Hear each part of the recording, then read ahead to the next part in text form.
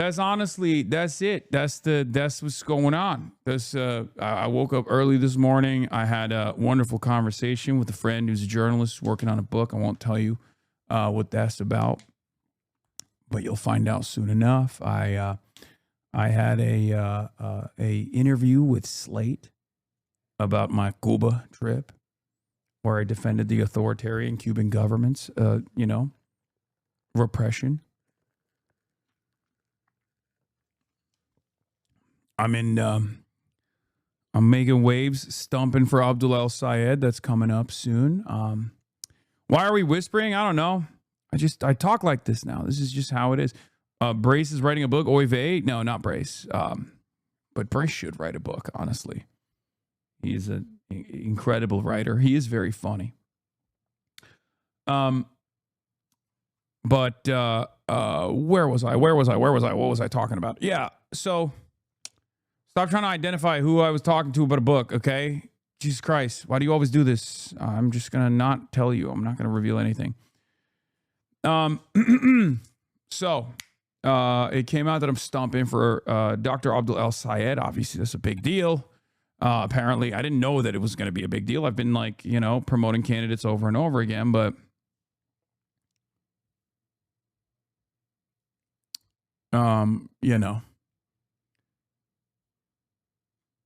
it is what it is. Oh, Rick Scott's bummed out again. That's so funny. Next time Democrats pick their latest radical spokesperson, they should do their homework. This guy urges followers to kill me and celebrated Charlie Kirk's murder. Is that really who Dems want representing them?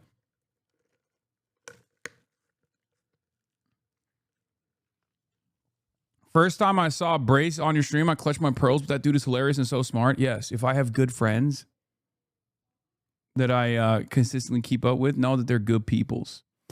Anyway, where was I? Okay, so yeah, not much going on. I worked out this morning. Had a bunch of different things going on.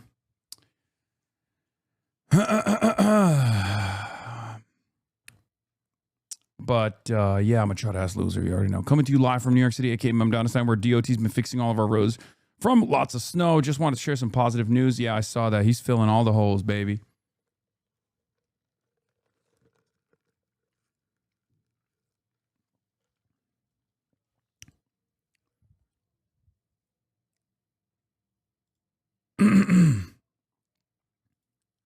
It's 2.5K. What is this? John Kiriakou said that the collab is still happening. Yeah, I mean, hopefully. We'll see. I live in Michigan, but Abdul's campaign isn't breaking through. Why is that? I don't know. I think like CPC style politicking is like smart money is going to McMorrow. You know? McMorrow.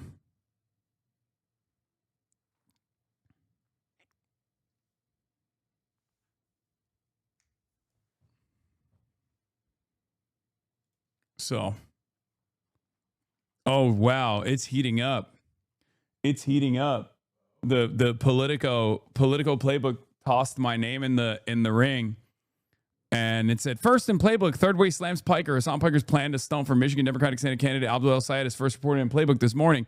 Has some centrist Democrats up in arms. Playbook's Adam Wren reports it is morally repugnant and strategically self-defeating for Democrats like Abdul El Sayed and members of Congress like Summer Lee to cozy up to anti-Semitic extremists like Hasan Piker. Third way President Jonathan Cowan told Playbook in a statement, anyone eager to campaign with Hasan Piker is at best comfortable overlooking his anti-Semitic and anti-American extremism and at worst endorsing it, Cowan continued.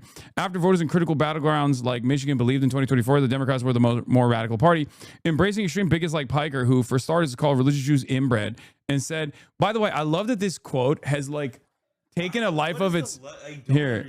Yeah, it's taken a totally separate life of its own. It was, I said the fucking the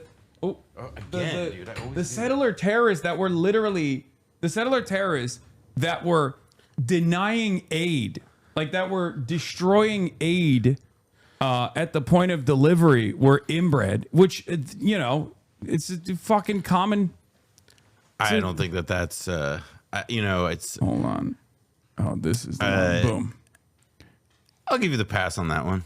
No, I mean I call fucking Republicans inbred all the time. No, what do you mean? Like, what am I they're supposed fucking to not? psychos. They're acting Yeah, like I'm freaks. sorry. Sorry, you're Like, not doing it because they're fucking religious Jews. Yeah. You're doing it because they're psychopaths. Yeah, like I don't have any. I have much love for Neto Ricarda and like all the. Also, whoa, hold on. There's a really great whopper that you didn't get to yet in that I didn't paragraph. get to. Anyone eager to campaign with Hasan Piker is at best comfortable overlooking his anti-Semitic and anti-American extremism, and at worst endorsing it. Cowan continued after vote as a critical battlegrounds like Michigan believed in 2024. The Democrats were the most. Wait, I didn't even blast off, by the way. I'm just like diving right into it. We got right into the action. Let me blast off real quick, and then I'll read the rest of this quote. Sorry. Oh my gosh. Also, urgent Bloomberg report saying that the Pentagon report the Ford aircraft carrier is suffering problems far deeper than the effects of a fire in the laundry room. Let's go. Called it. I said it on stream yesterday. I want my flowers. You did. Give me my flowers. You did. Flowers, please. Flowers. Yeah, that's like fucking like I don't know what to tell you. A fire I don't start it in a laundry room can obviously get out of control. Like they say, what was it? The Chicago fire started because a cow kicked over a lamp in a barn. Like I get it, but that seemed weird. That one seemed weird. God, that feels good. Yeah. Anyway, hold on. I just blasted off. Order given, 82nd Airborne deploying to the region. Hell yeah, baby. Don't worry. I already put it on the blast off. Like clockwork all over the timeline. Yeah, Trey Easton was mad too. Trey Easton? Yeah. Like these Trey Easton, who is these like no motion ass. I was about to say Democratic consultants. Trey Easton, who's like Mr. like loves. He should be Trey Weston, dude. He's just such a. He should change his direction. Well, he also he loves to pop off about stuff that is just like very easy to come back. Like he was like, oh, we need to have like a common sense national security. We need to have all this, that, and the other. And then it's like, okay, let me look at what your employer has said about national security. And it's like, oh, wait, you've been around for a year and a half and you have no policy positions on this stuff. Like the only thing that you give a fuck about is like playing the centrist political game and dressing it up as being the only rational people in the room. Adam Gentleson, fraud watch. Trey Easton, fraud watch. No motion, no game. It's over. Just They never attack him this much before he started to get more directly involved in Democratic policies. They've also been attacking AIPAC tracker all week. Incidentally, I see this as a sign that they're being effective. Yeah, they are. Noah's leaving. Noah's running away. Noah is angrily running away. He doesn't want to be associated. He doesn't want the blowback. bullshit. He doesn't want blowback to be associated with dangerous anti-Semites. But yeah, here we're blasting off, ladies and gentlemen. We're blasting off. Dangerous anti-American, anti-Semitic radical. What is this? You replied to this tweet, but who the fuck are these guys? It's Michael Moynihan. He's such a bitch. I said, get off my dick, Michael. Holy shit, we get it. You're a fucking libertarian. Go do something about American empire, you state asset. He's just like, he fucking hates me. I know because he talked to Brace about me too. He literally is one of these fucking weirdos who just like constantly is like, oh, I'm actually a consistently, I'm a consistent principled libertarian. And as a consistent principled libertarian, my number one resentment is Hasan. It's fucking stupid. Yeah. Anyway. Glenn Greenwald defended you from that tweet. I know. Glenn Greenwald, the only libertarian, and even then he just still fucking does this bullshit where it's like, yeah, there's reasonable criticism. Like what? Like what? That I'm fucking rich? Shut up. Yeah, I got drip, man. What the fuck is this argument? The only libertarian I respect is Matthew Petty. That's it. Well, actually, that's not true. I really like the Cato guys on the immigration stuff too. They've really popped off. Yeah, I mean they've been there. They've been there for a long time. Well, too. They're like committed. I don't know. I mean, I wouldn't. I worked with Michael briefly. I don't know him too well. I don't want to claim otherwise, but I think it was interesting that he used to do journalism and now he does this. Like, yeah. It's. I think. It's a career whose achievements speak for themselves. Yeah. Oh, so Gavin Newsom did an insane Oh yeah, Gavin Newsom, fucking Dreamboat Gav decided to just self-immolate. And that's what I don't understand. Is like, what does he think he's running for primary? Is he running for like the 2008 Democratic primary, the fucking like 1996 Democratic primary? Like, you know, did he just like Rip Van Winkle it and suddenly he's here and he doesn't know what the fuck is going on? He doesn't know that, you know, everyone hates Israel. Dude, it's because these guys literally don't sit in any rooms other than ones that are just completely captured by corporate interests and like foreign interests. You know what I mean? Like, it's just they do not encounter normal human beings ever. Like, they do not encounter a fucking voter. You're saying, wait, hold on. You're telling me French Laundry Gav? Yeah, it's just, that's what it is.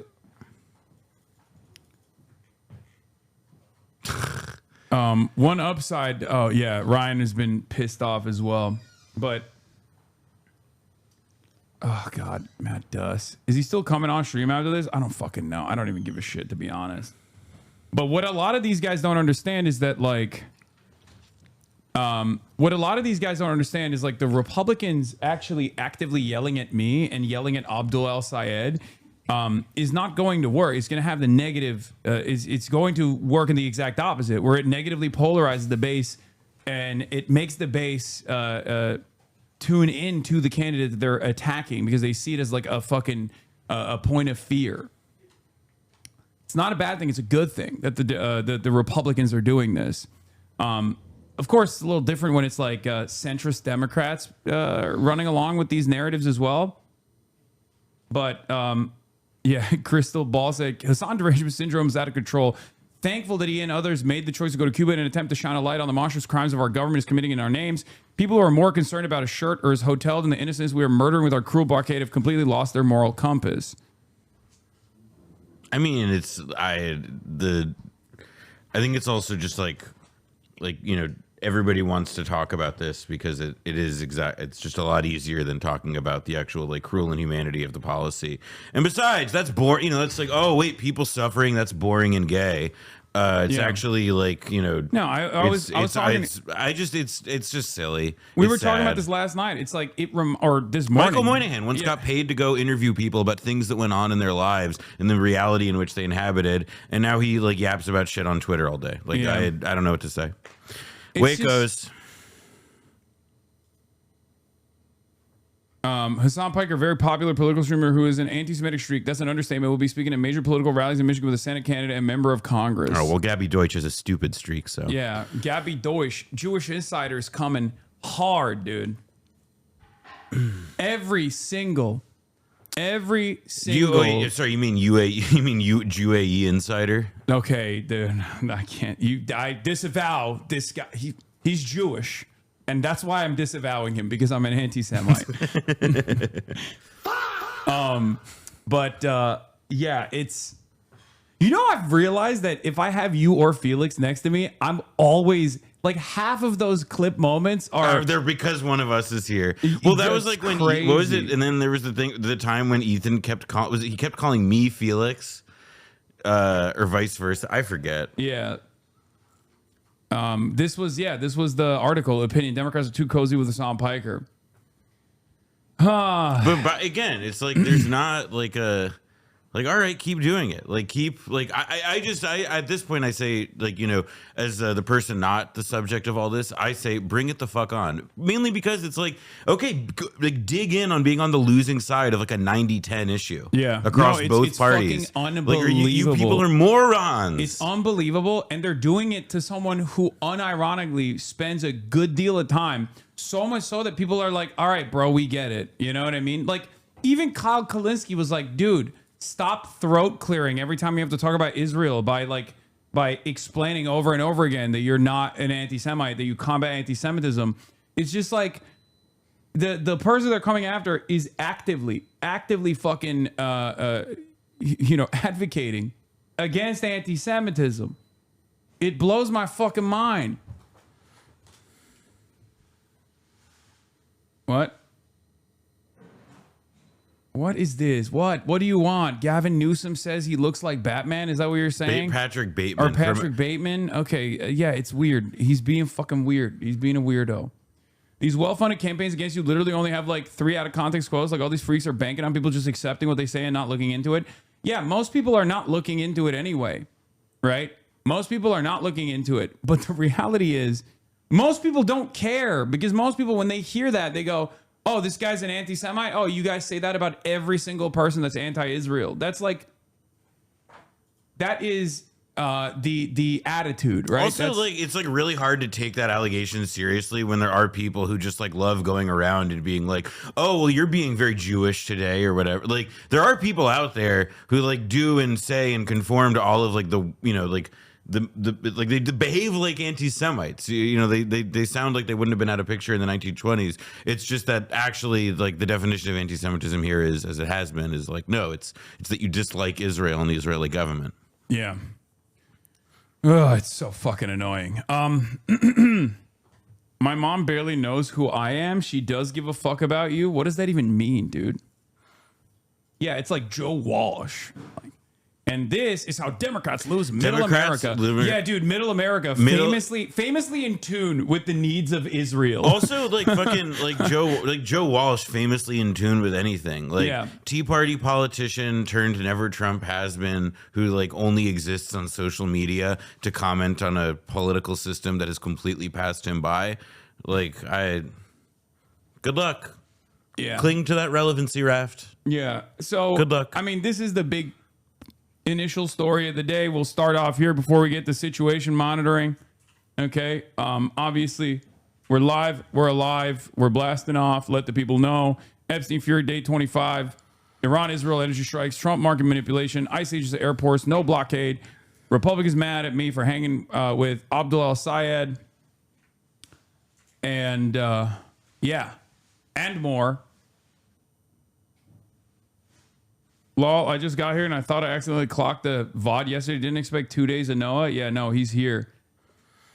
Every stream is now Chad is just permanently posting every single tweet talking about Hasan that they can find. What an end to the cycle of this. Yeah, except this time it's in fucking Politico, dummy. It's not just like quote unquote drama. Yeah, it is like kind of weird how this like went from like like a few days ago. I was like saying to you over text, like, just like, it's not that big of it, like, you don't have to like deal with this. And at that time I didn't think so, because it was just like a bunch of people like being annoying on the internet. But because Twitter is the assignment editor for the mainstream media, because editors at all sorts of prestigious, incredible publications have lost the capacity to think for themselves, they see a bunch of people chatting about this and they decide, well, you know what? We're going to take some of the people whom we pay, full salaries to, and we're going to dedicate resources to finding out why exactly people are so mad that Hasan Piker wore a shirt to Cuba. Yeah.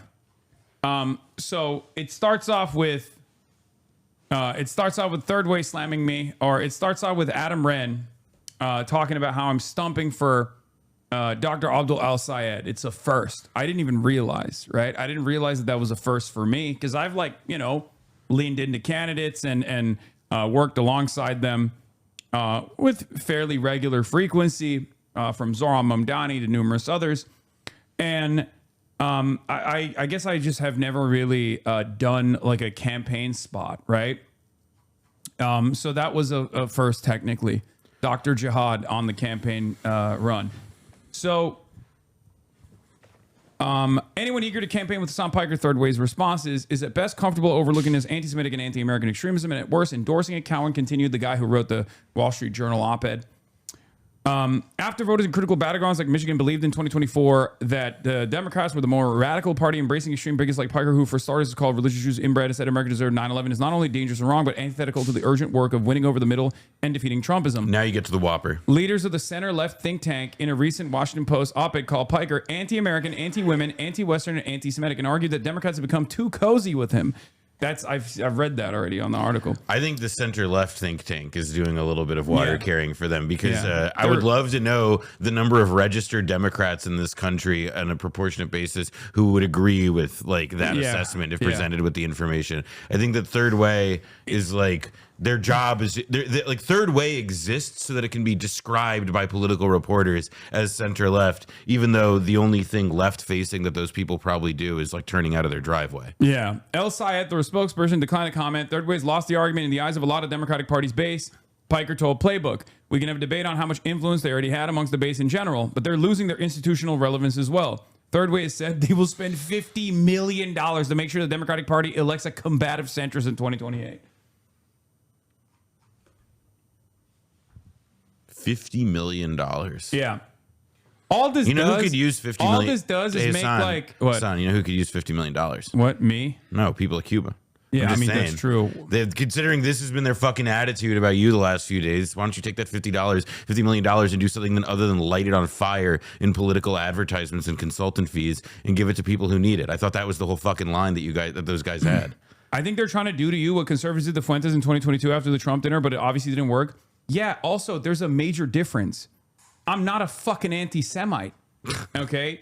I'm not like a hate monger. So you can try to present me out of context or like show, moments where I'm like I'm exaggerating or, moments where I'm attempting a joke that you literally rob the context of and then make it seem like I'm sincerely saying certain things.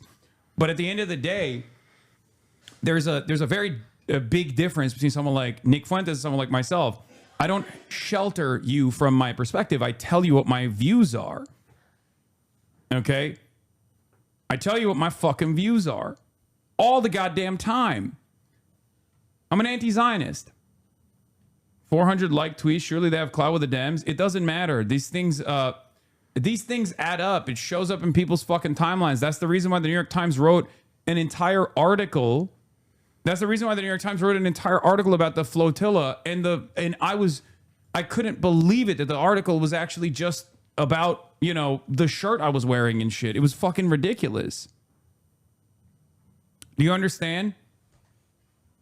Like, because as Noah also was pointing out, as someone who's, been around the block and, worked at Vice and whatnot, he knows how these stories are written. Like people who choose which direction they want to take with these articles are still looking at Twitter, and it's a right-wing shithole.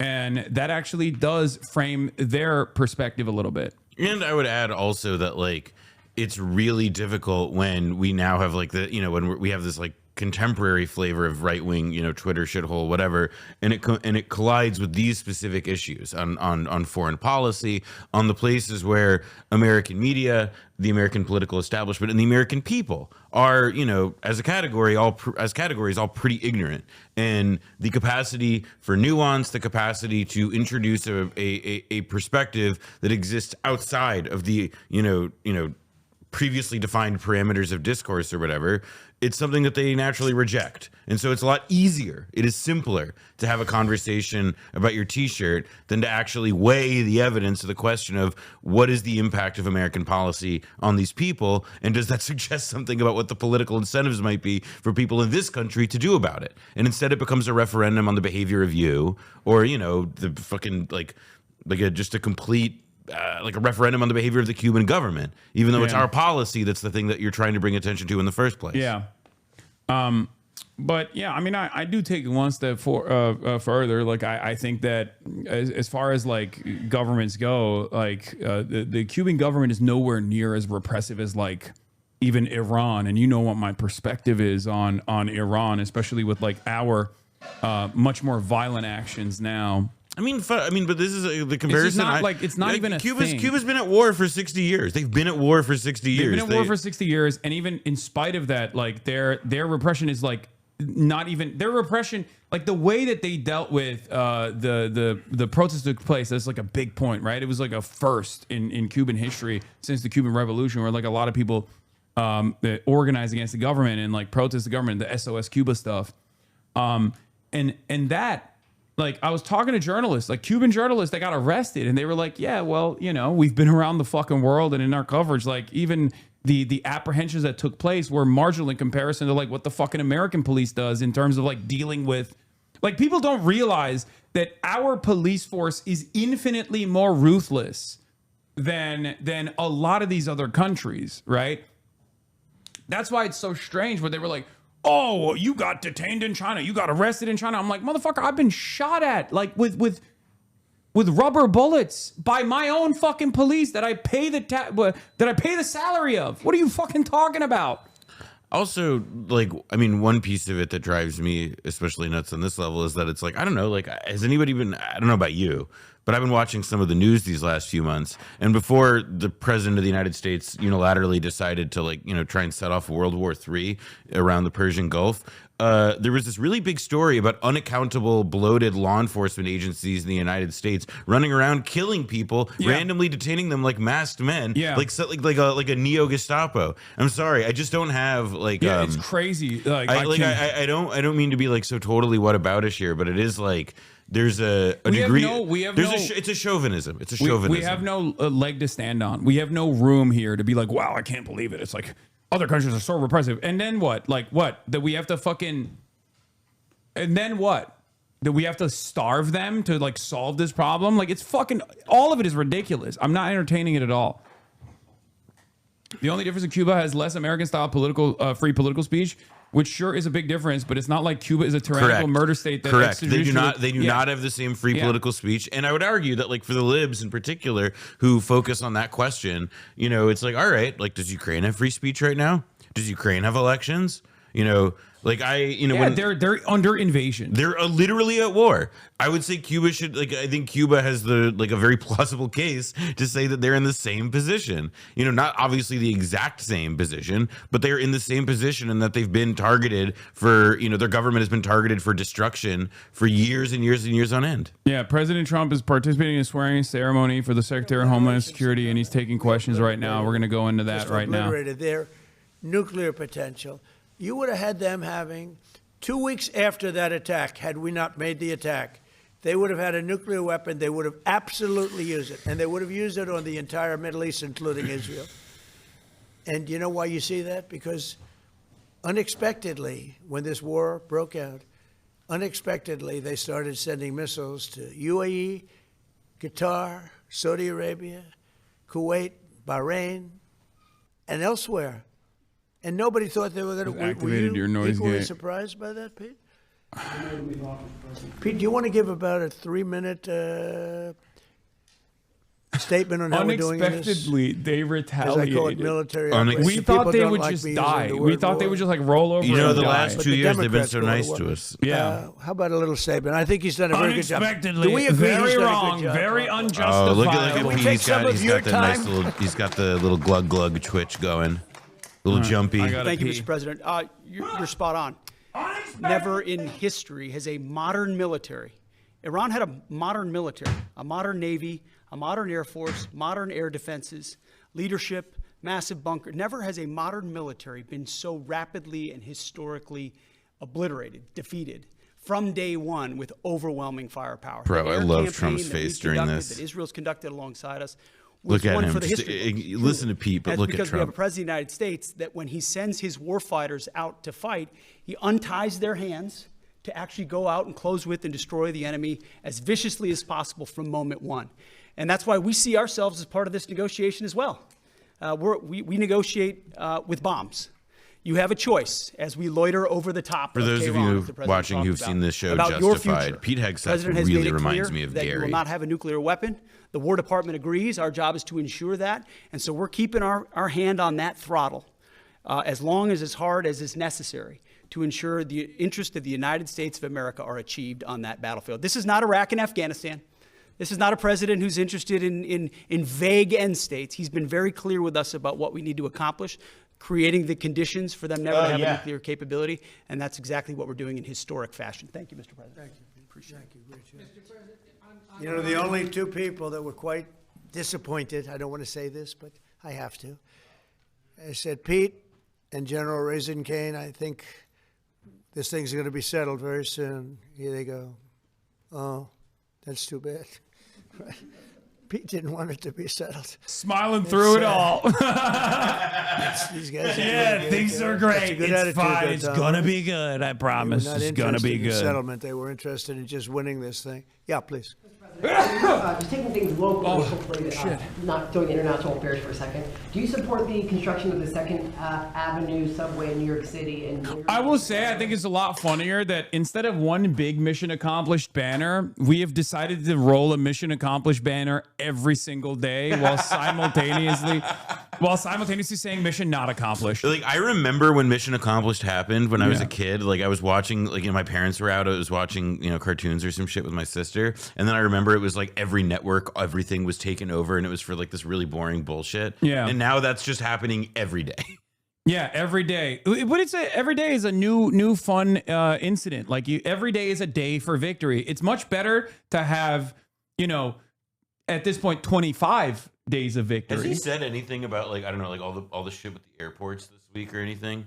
I know don't he was think like, so. I'm sending ICE. Well, I don't think so, but like the Republicans are trying to like fix that by being like, see, ICE actually is solving the problem, even though they're just like dicking around. You saw the photo, right? There was a photo going viral of the the all candy, of them on Candy Crush. Yeah, Candy Crush, and then like the line going down the block. Yeah, all of them on Candy Crush, line going down the block, and then I believe they're also like apprehending people at the airport too, which is awesome. Great stuff. I mean, fantastic. I mean, when I was flying out here, I saw a bunch of ICE guys. They weren't plainclothes because, I mean, for one thing, ICE agents are pretty easy to pick out of a crowd. Because you're the fattest guy. Well, it's like fat, tattooed, like they have the operator thing, and then also they're wearing like body vests in like. I mean, that's one thing I love is the guys who are wearing body armor in a fucking airport. We're certainly talking about reconciliation, I think, Mark Wayne, right? Do you want to talk about that for a second? Now that he's working, we can get him to do this.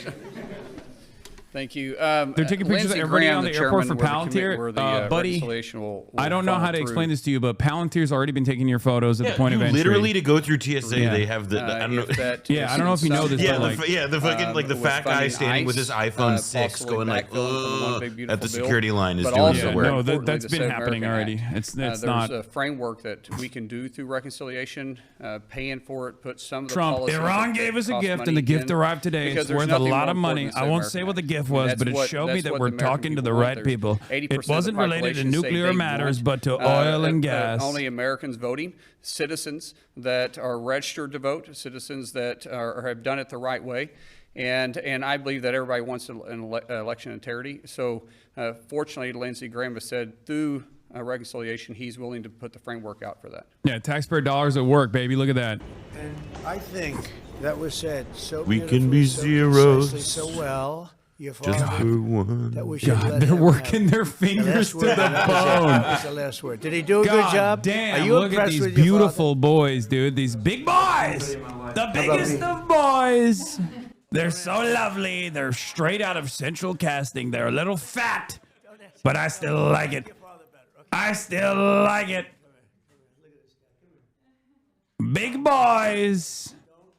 Unc doesn't even follow back. Amit Segal? Why the fuck would I follow him back? The fact that he's following me is already a danger in and of itself. Let's throw in Father Coughlin a follow back. Thanks for the love. Yeah. Yeah, I'm good, man. I think it's terrifying that him and like all the Jewish insider guys like follow me. Congratulations to you both. Thank you. Thank you, Mark. Listen, the number one anti-Semite. Yeah, that's why they're Important. following me. Got to be watching. Eyes all the time. Yeah. Thanks. Come on in.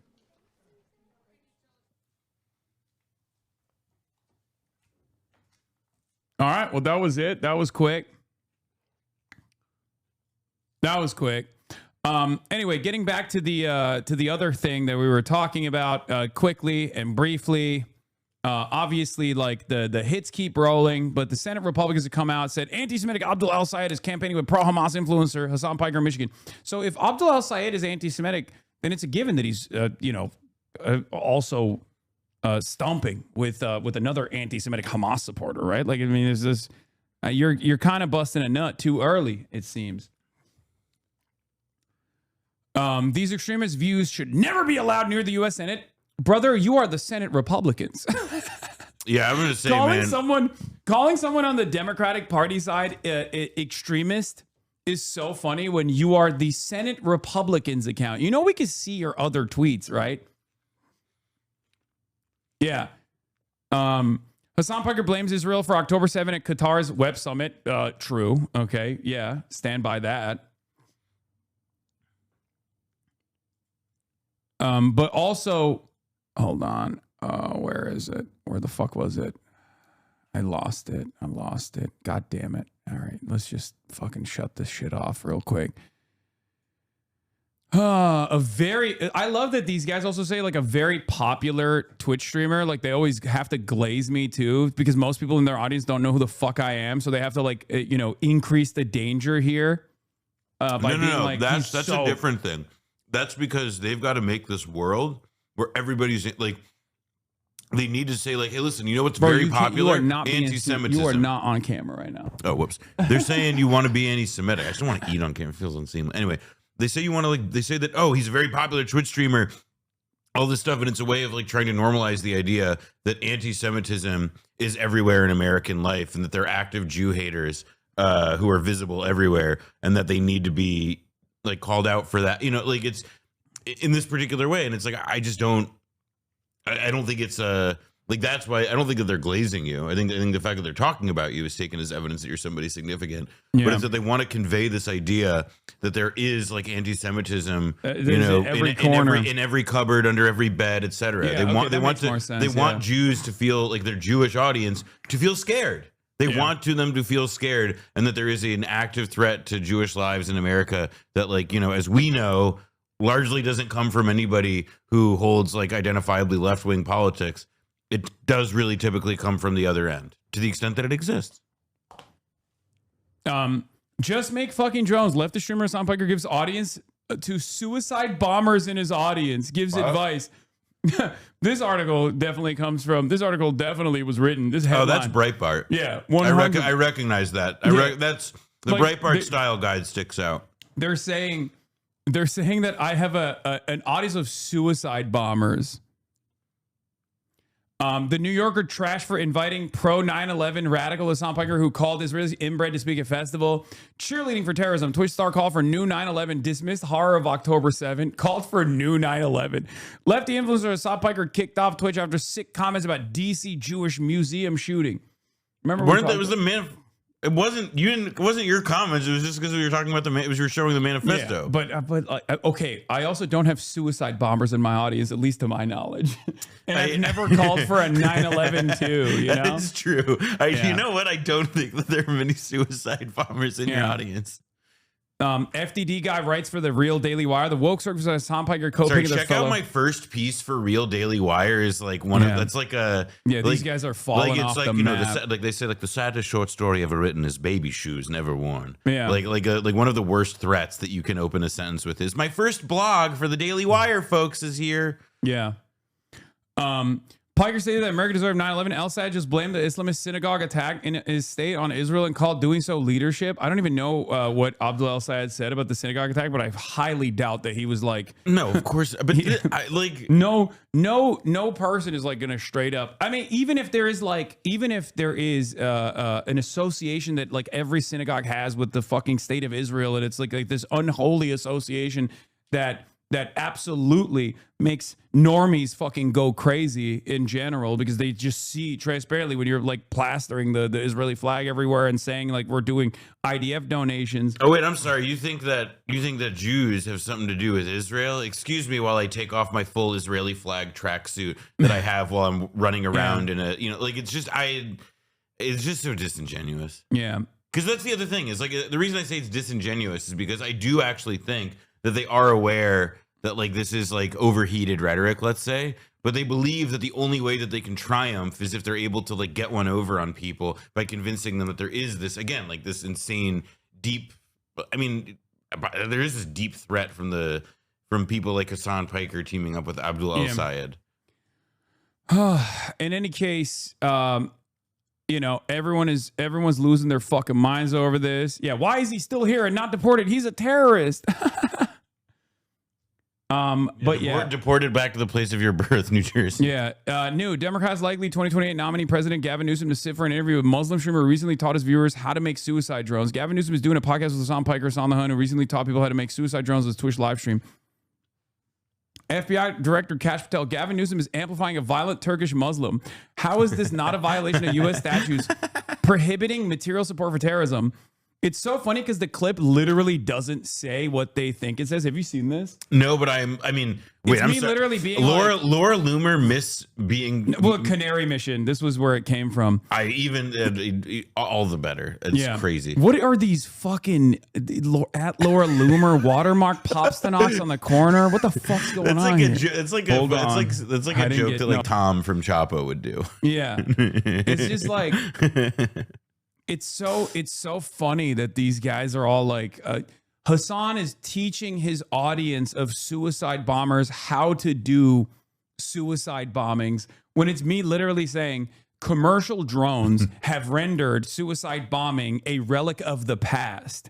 It makes no sense. When I was talking about like the Taliban, when I was talking about the Taliban saying that they, to the Pakistani government, like, oh, you have nukes, but we have suicide bombers. I was like, bro, you're just LARPing at that point. You know what I mean? Like, you could just go and purchase commercial drones, and for the price of like $11,000. Like, there is like shit that you can find on TikTok is crazy. It's a new epoch we're in. Like there was that guy who's the clip. I hadn't seen this channel before, but the one Scahill was on.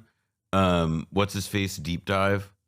Daniel Davis. Oh, Daniel. Yeah. And it was like the logo for his whole channel is a quadcopter. Yeah. Like it's not. Like I said, I'm shocked that Canary Mission and Laura Loomer, such upstanding citizens, would misconstrue what you were saying. Yeah. In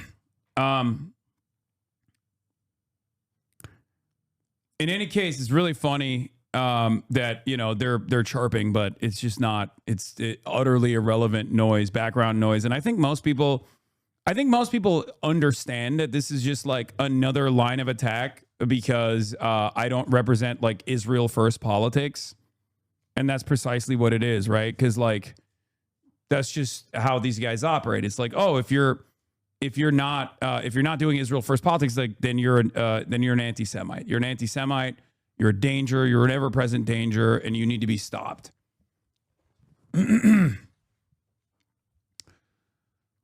These same people who make beeper jokes, yeah, exactly. Anyway, whatever. The Canary Mission shit, I'm not even going to get into. It doesn't matter. It's old news.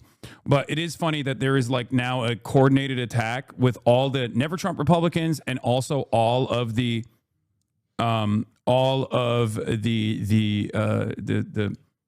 third way liberals and the entirety of the right is just like losing their fucking mind. There is one thing that's worth actually emphasizing about this, which is like, all right, why is like the Third Way think tank, which plans to spend $50 million, so a deeply well-resourced organization, flush with like billionaire money, whatever.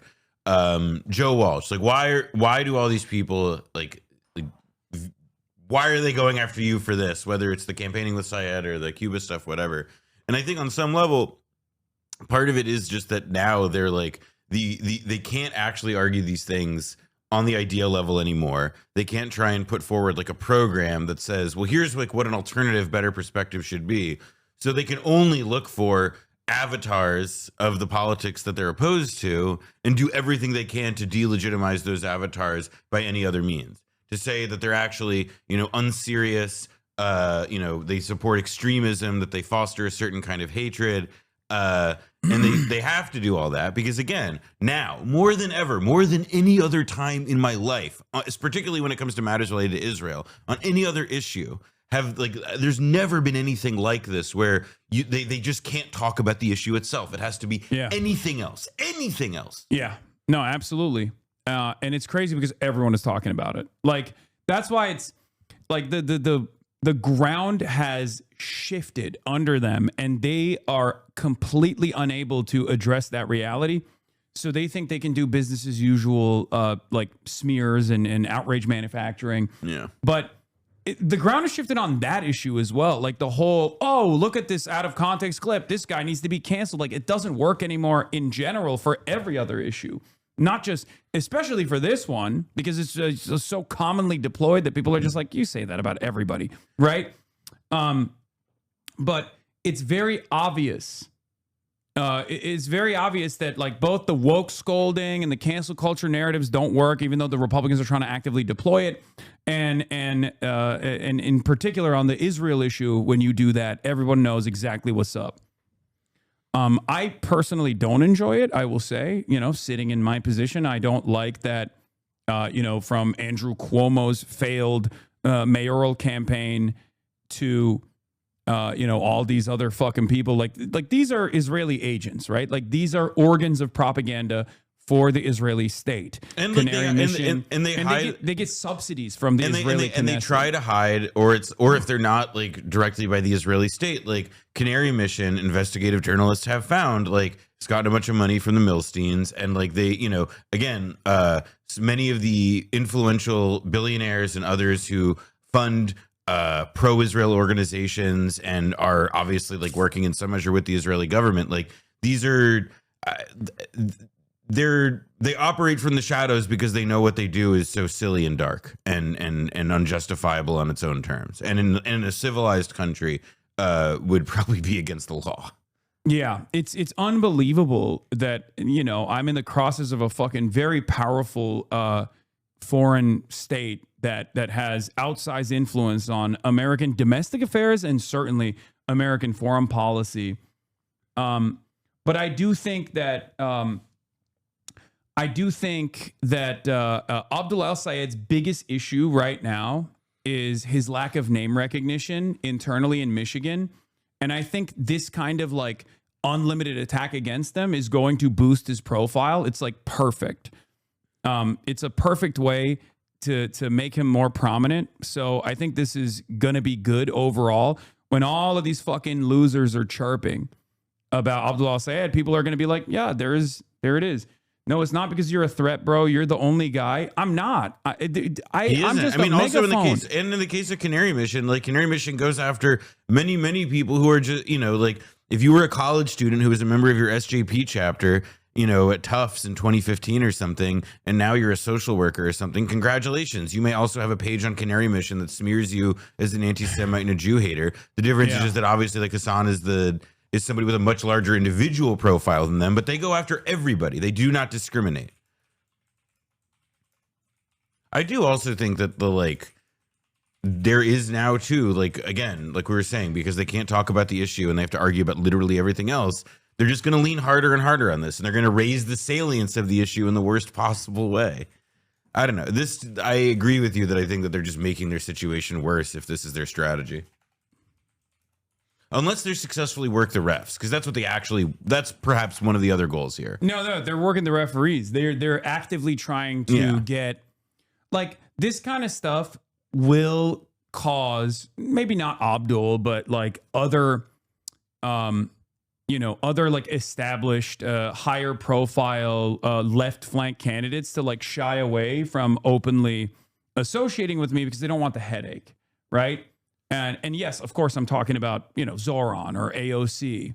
I don't think Bernie gives a shit necessarily. He is 800 years old. He doesn't care. He has his own opinions. I have my own opinions. We have some disagreements, but it doesn't matter. There's a mutual respect there.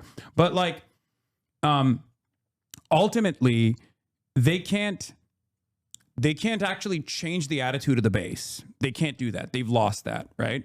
But what they can do is try to get Democrats to not associate with someone who is a fairly large megaphone for the attitude of the base, and therefore make it seem, at least in the political class, as though this is still unacceptable. This line of communication is unacceptable, which is, in my opinion, abso-fucking-lutely a mistake for the Democrats. I don't give a shit if Democratic Party politicians don't want to associate with me. I don't give a shit about that at all. I know a lot of people really care about that, especially these fucking loser ass like Democratic Party mouthpiece, like DNC mouthpiece influencers, that all they care about is like access. I don't give a fuck. I have the platform, and unironically, it's not necessarily great content when I'm doing these sorts of interviews. It's not great content for me at all. It's not what I like doing. It's not what I'm good at particularly. I do it because I want to help out these people, right? And And even if I never did another interview with another candidate or never actually associated with another candidate going forward from this point on, it wouldn't change anything from my perspective, right? It would not change anything at all. So just join us on getting triggered by shit libs again. It's not just shit libs, it's the entirety of the Republican Party that's coming after me and Abdul al-Sayed. I'm going to say the entire Israel First Republican Party is actively coming after me and Abdul Sayed today. This kind of outrage manufacturing and false smears no longer work.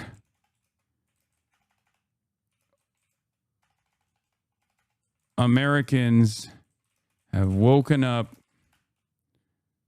Americans have, is that? Yeah, that's fine. Americans have woken up to the reality that we must stop Israel. One edit. What? Add an S to work. Because it's this kind of. Wait, where is it? Where it says no longer work, make it works. Oh, no longer, false smears no longer works. Yeah. Oh, true. Americans have awakened to the reality that we must stop Israel. There it is. Boom. Human Grammarly. Yeah. I mean, he is my editor. So, sitting right next to me. Speaking of people you need to talk to, Melek Kuros and CO1, she got a boost from Ro Khanna this weekend. Yeah, I saw that. The entire GOP party is gross. Who identifies GOP? They have an internal processing issues. Yeah. Oh, you're talking shit about Abraham Lincoln? Really? Yeah. Okay, go off. The smears aren't working with Zoran either. Yeah, I mean, it's not, of course. Yeah, I actually think that this is like Zoran is kind of a good way of illustrating this, where it's like, this isn't about like glazing Zoran, but it's about how if you occupy a certain kind of lane, which is to say that like, you don't really, you don't really give in all that much, you still like, you still have dinner with Mahmoud Khalil and so forth. And you still represent that your position on the issue, your positions on this issue have not really changed. It doesn't work on Plattner either. Exactly. It doesn't work. And so they're now they're running scared. And that's part of what, this is, by the way, this is the same reason, by the way, they don't know how to hit. They really have no idea how to hit like a Carlson or Fuentes, because it's the same problem. Yeah.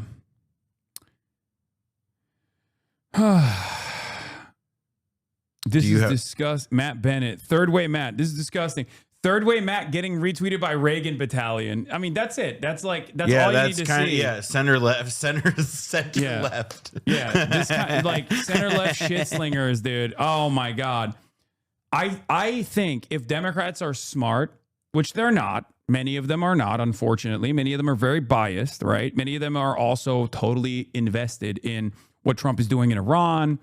But if Democrats actually want to win, this is not even about fucking embracing someone like myself. I don't give a shit. Like I've said that already. It's worse for my quote unquote brand. If I don't really necessarily care about that sort of thing, but if it's worse for my brand that I associate with Democrats and vice versa, right? And the thing is, if Democrats don't lean in and lead on the anti-Israel issue, they are going to lose the conversation to grifters on the right who will take on that mantle. Yeah. And there are those who are doing that already. Another fucking alarm bell that I'm ringing. There were many warnings that I gave to the Democrats, and every single one of them panned out. Every single one of them materialized. Okay? Every single one. And I'm warning again, just as I warned both Ro Khanna and members of the DNC over and over again, if you concede to the Republicans on this stuff, if you concede to the Republicans on the framing of like immigrants constituting a national security threat, you're going to lose. If you don't say anything about Israel, if you don't actually decouple from Biden and Biden's Israel policy, you're going to lose. Okay? If you come out and continue to defend Israel, in the campaign, You're gonna if you come out as like more militant on America's like adventurous policies around the globe, Republicans are going to be able to present themselves as like the peace party, and you're going to lose. All of those things happen. Yeah, like that's a good like Trump has started the Iran war, and there is a real chance that in 2028 a Republican candidate for president could plausibly run as a peace candidate. I'm not saying they are a peace candidate. I'm not saying that they're right, Yes. obviously, but it's that they can get away with it. And it's partly because like Democrats will just like lie and roll over on this messaging every time, but also because the last time Democrats were in power, and a presidential administration that like they haven't appropriately rejected, not unlike every aspect of the Biden administration, but particularly its foreign policy. There's now, it's like the stench is still there. It's March of 2026. It's been a year and a half since the election, and it's unbelievably confusing how, what the Democratic position, what a Democratic party position is supposed to be about what it is that, what exactly is our foreign policy here? Yeah. Is it just a nicer Trumpism essentially? Yeah, it's like Trump, but like with the appropriate process. What Trump is doing is good. It's just we don't like the way he's doing it. We don't like the way he's conducting himself. And like, you don't understand. People voted for Trump to behave in this unorthodox manner. Okay. If you're just simply defending the process, you come across as an institutionalist at a time when people are demanding that the institutions fall apart. You don't read the room and you don't have an adequate line of defense. If you concede to the actions that Trump is committing, where you justify it, where you say like, oh, well, Iran is a ruthless, tyrannical government. Of course, we're happy that like the Ayatollah is assassinated, but we just don't like the way he went about it. Well, you're a fucking idiot then. Like, you're literally telling everyone that you agree with Donald Trump and he did the brave thing, and he did it in a way where it was much more successful than whatever wishy-washy centrist bullshit you were going to do. Also, it is like, I think some of it is like process is not, I will say this, I have a slightly more generous interpretation of some of the process stuff, which is that I believe that liberals go to the process critique because of not necessarily an opposition on the moral grounds, but because for the last quarter century, even with the disaster of the Iraq war and so on, the left in this country has never been given the grace of, of setting a foreign policy agenda, even in opposition, right? It's always been, different shades of neocon thought, I think, arguably. And so to me, there is this like, I don't know how, I'm trying to think of the best way to put it. Like, to me, there isn't like the process. Actually, here's how I'd put it. The process critique, it's, when you're rummaging around in the drawer for how you're going to respond to something, it's the biggest tool. It's the first thing that your hand finds. And part of like what the obligation is of people who, think correctly and have political ideals that you agree with is that they've just got to make their answers the biggest, best, most appealing, and only useful response to the crisis. How much agency people actually have to make that the case, I have no idea. That's it's the best of politics. But it is, to me, the only way in which you are able to win people over is to convince them, no. It's forget the process stuff. You've got to just like say that more war is bad. Putting plowshares into bombs is bad. We're destroying our way of life. You've got to open people up to this a bigger, more developed, I think, understanding of what a left foreign policy could be, other than just, tepid opposition to what the Republicans do when they're in power, and then soft continuations of their policy when Dems are in power. Yeah. And here is the perfect representation of Democrats not taking ownership over this unimaginably popular bipartisan idea amongst the base of support, and a, right-wing grifter taking advantage of that messaging vacuum. Tucker Carlson versus the Economist. Clearly, I think you and I agree. We have both been critical of the Israeli government. I just want to kind of clarify terms a bit here. Well, I've really been critical. Tucker taking a second there to be like, do I say it? Yeah, I'm going to say it. Like, you can just see, because it's like it's like a 98-mile-per-hour fastball, middle of the strike zone. Like, come on, lady. Are you fucking serious? Yeah. Your editors were caping for Israel immediately after October. I've told you at the beginning that we were against this war. What do you think of Gaza? What do I think of Gaza? Yeah. I think the war in Gaza, to start with, was a perfectly reasonable response in response to the horrors of October 7th. I think now the places, I mean, I've been there. Have you been to Gaza? I've been to Gaza since the war started. They would not it's let catastrophic. me into Gaza. Trust me, very few journalists get into Gaza. Yeah, no, I went with the IDF. It's the only way that you can go in, but nonetheless you go in and you see a flattened place. I think it is a disaster for the future of Israel, a disaster for the Palestinian people, a horror, 70,000 people dead. Why would you describe it first as a disaster for the future of Israel? Such a good tens of thousands. That's a bar. Like, this kind of shit is endlessly appealing to the average person because they understand it. They understand what's going on. They already had their suspicions, many of which would have been considered anti-Semitic. These suspicions would have been considered anti-Semitic not that long ago. But now it's the majority suspicion, right? It's the majority opinion, it's the majority suspicion. And it's correct. It's correct to raise that question, to be like, why do you say Israel first?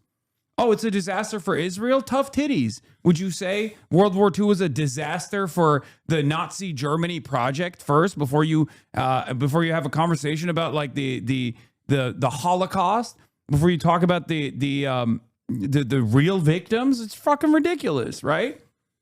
Thousands of civilians murdered, but it's foremost a disaster for the future No, I of didn't Israel. say No, it's foremost. foremost a disaster for the families of the dead kids. I made 3 points. Because Let me everybody just sucks up to Israel in this way that suggests they're afraid. And everyone is afraid, and you know that. Everyone's like, the real problem is calling people anti-Semites allows real anti-Semites to flourish. It's like, Okay, no, actually, the real problem with calling people anti-Semites who aren't is accusing the innocent of a crime they didn't commit. And the real crime in Gaza is killing people who did nothing wrong.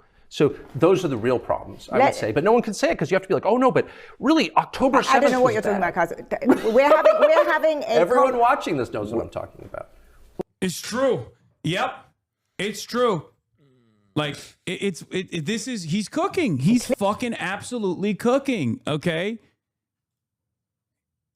It's ridiculous. And it's one of those things where in the room, you might think, depending on the rooms that you are in, you might think, oh, you're saying the right things for the watchers of the Economist, right? But in the outside world, this video is going to be published. And when people see this video, they're not going to agree with you. They're not going to look at you as like a person who actually is doing a great job holding, Tucker Carlson to account. This shit's going to go fucking viral. Because there is, by the way, like where you could have a dialogue with Tucker Carlson about how, hey, listen, you talk about all this stuff and you talk such a huge fucking game about how much you hate Israel.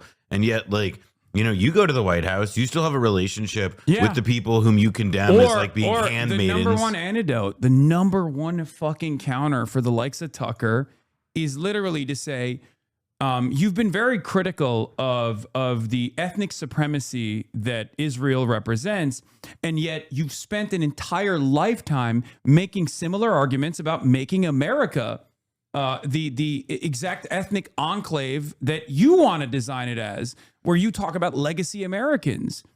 I mean, I think he has no answer for that. Like, because these guys at the end of the day want Israel, but for their in-group in America. Also, I would add one other piece to that too, which is that they want Israel for their own in-group, but that they know that the only way that they can get to that, like at this moment, like right now, because this is the most visible thing about Tucker's politics right now. And when I hear from people anecdotes about family members who are getting turned on to some weirder political takes, let's say, a lot of it does come through like this exact, like libs love the phrase like radicalization pipelines and sort of figurative language like that to describe what's going on. But I mean, like, this is how it happens because somebody like him is able to, essentially speed run past these contradictions because they recognize the incredible. This is low hanging fruit. This is the east issue on which you can outflank the political establishment, no matter what side you're on. Especially because my big fear is that Tucker Carlson is actually winning favor with liberals. He's not actually winning favor with the Republicans. Like, there are still Republicans who respect him, right? They might have a disagreement with him on Israel, but they still respect him nonetheless. And those Republicans might actually play ball if Tucker Carlson is the next candidate, right? Because maybe they place a higher degree of priority on like making America a WASP nationalist country, which is Tucker Carlson's primary purpose here. And What's terrifying about this is he's actually reaching to the other side of the aisle and winning favor as an earnest communicator against Israel at a time when the National Party is not doing that, because there is unfortunately a massive information and leadership vacuum on the issue of Israel, okay, on the Democratic Party side. This is a huge problem, and I don't think people are recognizing that this is a huge problem. It's very frustrating. Those liberals aren't liberals because you don't know who Tucker Carlson is at this point. I don't know what to tell you. Brother, I think you're oblivious to how little people pay attention. This is a highly clippable, highly salient, very viral moment. They see that, and that's all they know about Tucker Carlson, and that's it. And the only reason why Tucker Carlson gets to be this guy, the only reason why he gets to be this person is because, unfortunately, in spite of the fact that this is a 90 to 10% issue on the Democratic base of support, the party is not acting like it's a 90-10 issue. Okay? That's it. When Chuck Schumer comes out and says, like, my primary purpose is to defend Israel, I'm going to make sure that Israel gets all the funds it needs to continue waging its war at a time when Americans are totally aware of what's going on in terms of Israel taking the driver's seat on our Middle Eastern policy. It's the Democratic Party is not even doing, is not even leaning into their own base. They are, and also like Tucker's like asking questions. So it's like, is Tucker Carlson a Zionist? Like we literally the Gavin Newsom. That's essentially what he's. He got asked more similar questions by Politica, where he talks about how he is a Zionist or whatever. And I think that like if you're going to do the split screen of how politicians in the Democratic Party, how high profile figures are responding in this moment, it like it hews closer to the Gavin Newsom side of the spectrum, where it's like halting criticism of the state of Israel combined with an affirmation in the an affirmation of the underlying ideology for it. And I think for somebody like Tucker Carlson, it just seems extremely clear. Oh my God, that is wild. Tucker Carlson has a minus 27% approval I did not rating. realize it was that negative. Nick Fuentes has a minus 6%. What the Okay, but fuck? look at the name. That's not, you can't do Nick Fuentes. Clavicular has a minus 2% because they don't have name recognition. They've none. Chatters. The Tucker Carlson thing, am I on this list? I'm surprised that they didn't put me on this list, considering that they fucking... Zohran Mamdani's only at +1. That's crazy. What's the source for this? I don't know. Yeah, James Fishback at an 11 to 7 +4. Yeah.